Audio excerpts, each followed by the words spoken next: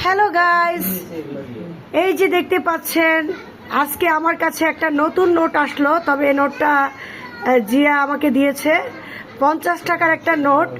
এই নোট আমি কখনো আর দেখি নাই, আজকে যেহেতু আমি প্রথম দেখলাম তাই এটার একটা ভিডিও নিয়ে আসছি। তো এই যে দেখতে পাচ্ছেন 50 টাকার একটা নোট, এখানে সংগ্রাম শিল্পাচার্য জয়নুল আবেদিন। আচ্ছা যাই হোক, 2025 সালে নোটটা বের হয়েছে। তো আমি কিন্তু এতদিন আমি ভিডিওতে দেখছি, মানে ফেসবুকে দেখলাম যে এটা নাকি অনেকে বলেছেন যে মন্দির মন্দির, আমরা মানি না, এটা মন্দিরের ছবি।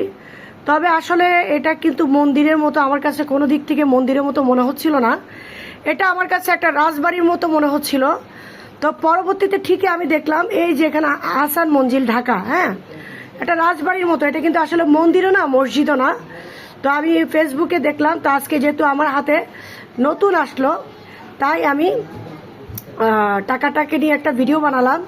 তো আপনারা কারা কারা এই টাকাটা পেয়েছেন অবশ্যই জানাবেন। আমি আজকে ফার্স্ট পেলাম আমার হাতে, কারা হাতে পেয়েছেন সেটা জানাবেন।